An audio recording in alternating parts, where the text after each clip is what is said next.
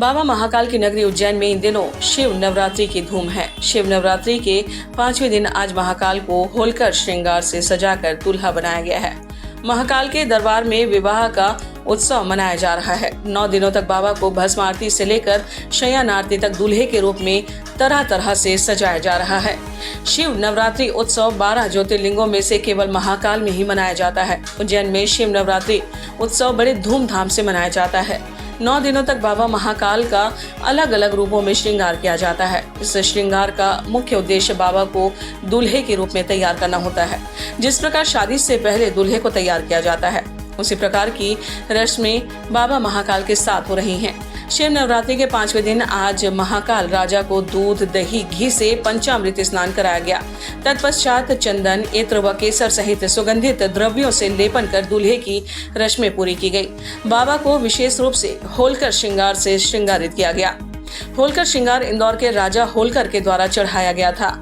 उसी परंपरा में महाकाल को होलकर मुखौटे से सजाया जाता है, जहां ब्राह्मणों द्वारा विशेष अभिषेक कर मंत्रोच्चार किया गया। बाबा का रोजाना विभिन्न रूपों में श्रृंगार हो रहा है और महाशिवरात्रि पर महाकाल की शादी की जाएगी।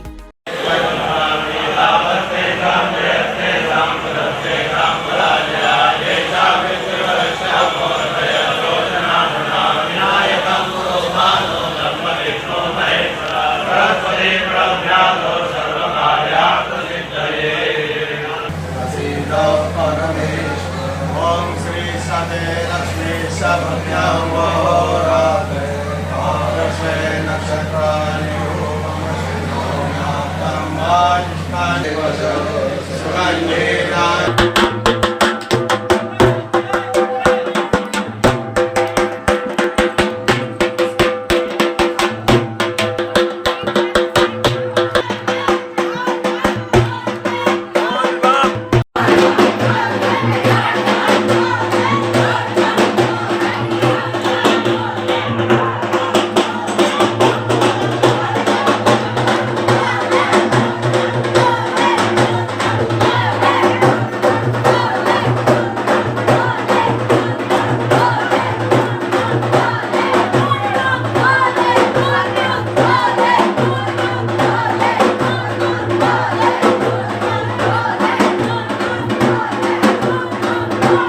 ग्यारह दिवसीय नवरात्रि का महोत्सव का मतलब ये होता है कि भगवान 11 स्वरूप में अलग अलग प्रकार से दूल्हा बनते हैं और दूल्हा बन के भगवान को हल्दी चढ़ाई जाती है।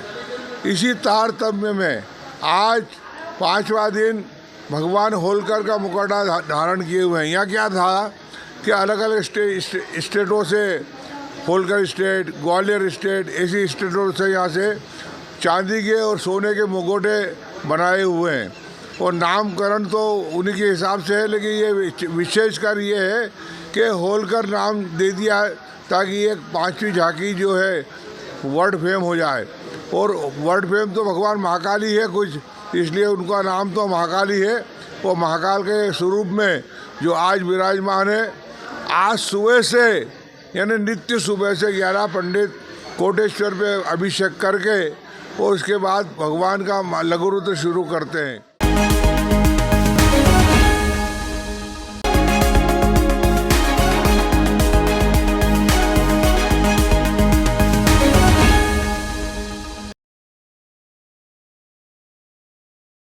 नगर निगम ने आज अवैध निर्माण के खिलाफ कार्रवाई करते हुए घंटाघर के समीप स्थित एक कॉम्प्लेक्स में किए गए अवैध निर्माण को तोड़ दिया। हालांकि कॉम्प्लेक्स स्वामी ने कार्रवाई का विरोध किया, लेकिन उसकी एक भी बात नहीं सुनी गई। नगर निगम द्वारा अवैध निर्माण के खिलाफ लगातार कार्रवाई की जा रही है। इसी के चलते आज नगर निगम की टीम ने घंटाघर के समीप स्थित सालासर बालाजी रियल एस्टेट द्वारा बनाए गए कॉम्प्लेक्स में किए गए अवैध निर्माण को हटा दिया गया। निगम के अधिकारी रिमूवल गैंग को लेकर मौके पर पहुंचे और कार्रवाई को अंजाम दिया। हालांकि कॉम्प्लेक्स स्वामी ने अपना पक्ष रखा, लेकिन कार्रवाई नहीं रोकी गई।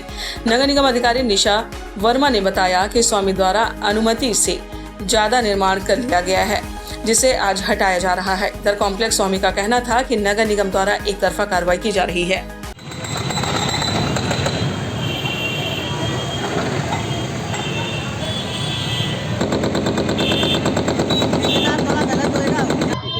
जो इनको अनुज्ञा मिली थी, जो इनके द्वारा परमिशन प्राप्त की गई थी, उसके अतिरिक्त जो निर्माण किया है उसको हटाने की कार्रवाई की जा रही है। किसकी मल्टी है और किस प्रकार? सालासर बारराज जी रियल इस्टेट का है ये।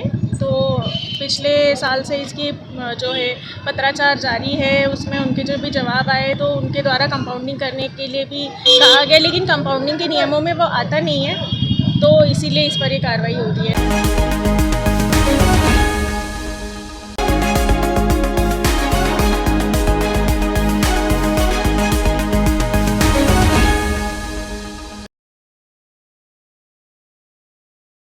आगामी महाशिवरात्रि के पर्व अंतर्गत भगवान महाकालेश्वर के दर्शन के लिए आने वाले श्रद्धालुओं को भगवान महाकाल के सुगमता से दर्शन हो सके, इस हेतु आवश्यक तैयारियां की जा रही हैं।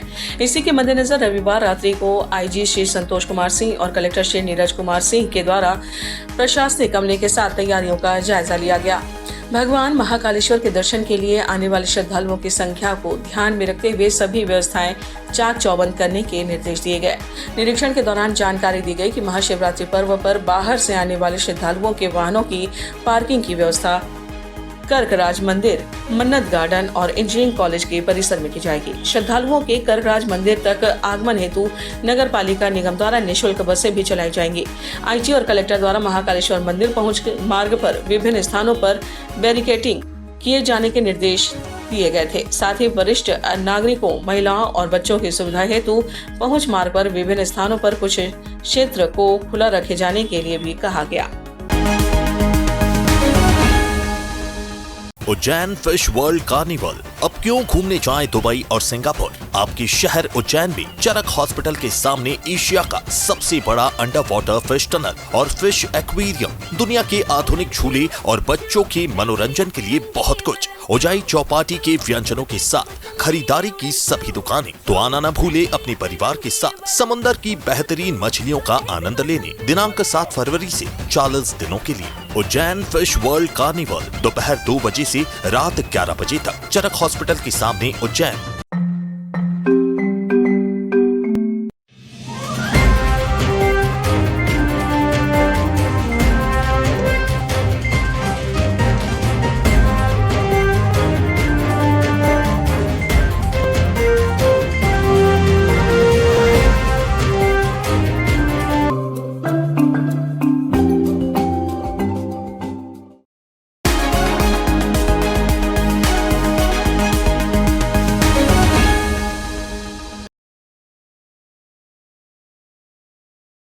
राहुल गांधी की भारत जोड़ो न्याय यात्रा 5 मार्च को उज्जैन पहुंचेगी। उज्जैन में कांग्रेस नेता कमलनाथ, दिग्विजय सिंह, अरुण यादव, जीतू पटवारी सहित उमर सिंघार के भी मौजूद रहने की संभावना है।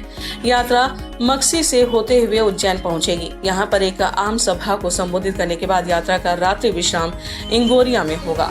यात्रा मंगलवार की दोपहर करीब 3 से 4 बजे के आसपास मक्सी मार्ग से होते हुए यात्रा उज्जैन पहुंचेगी। विधायक महेश परमार ने बताया कि महाकाल मंदिर में दर्शन करने के बाद राहुल गांधी महाकाल चौराहा से गुदरी, पटनी बाजार, गोपाल मंदिर, सराफा, सती गेट, कंठाल, नई सड़क, दौलतगंज, मालीपुरा होते हुए देवास गेट चौराहे तक रोड शो करेंगे। 3 किलोमीटर के रोड के बाद देवास गेट पर राहुल गांधी यात्रा का समापन सभा के रूप में होगा। राहुल की यात्रा के लिए उज्जैन में रोड शो वाले रोड पर कई स्वागत मंच बनाए जा रहे हैं। यहां पर स्थानीय नेता रोड मैप तैयार करने में लगे हैं। यात्रा का विश्राम इंगोरिया में होगा। 6 मार्च को न्याय यात्रा बदनावर में होगी। यहां भी राहुल गांधी रोड शो करेंगे। इसके बाद यात्रा गुजरात के लिए रवाना होगी।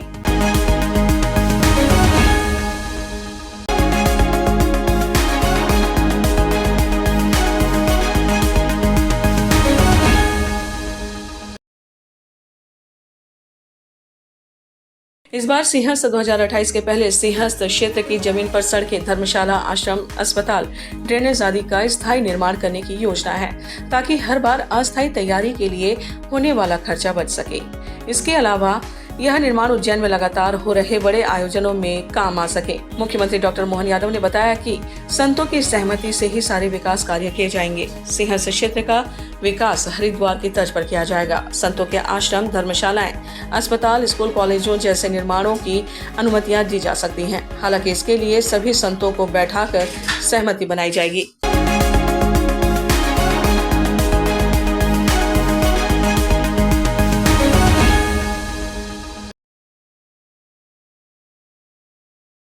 अखिल भारतीय कालिदास समारोह के इतिहास में पहली बार समारोह आयोजित हुए बगैर ही राष्ट्रीय कालिदास चित्र एवं मूर्तिकला प्रतियोगिता के पुरस्कारों की घोषणा की जाएगी।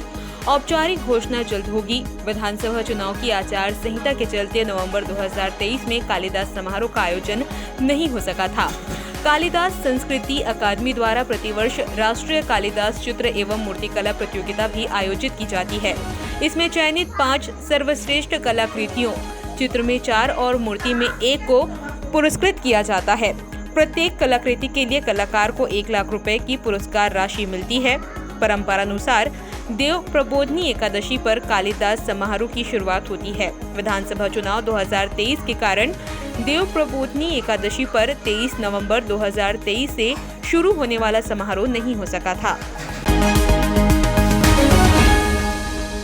Ujjain fish world carnival. अब क्यों घूमने जाएं दुबई और सिंगापुर? आपके शहर उज्जैन में चरक हॉस्पिटल के सामने एशिया का सबसे बड़ा अंडर वाटर फिश टनल और फिश एक्वेरियम, दुनिया के आधुनिक झूले और बच्चों के मनोरंजन के लिए बहुत कुछ। उजाई चौपाटी के व्यंजनों के साथ खरीदारी की सभी दुकानें। तो आना न भूले अपने परिवार के साथ समंदर की बेहतरीन मछलियों का आनंद लेने। दिनांक 7 फरवरी से 40 दिनों के लिए। उज्जैन फिश वर्ल्ड कार्निवल दोपहर 2 बजे से रात 11 बजे तक, चरक हॉस्पिटल के सामने, उज्जैन।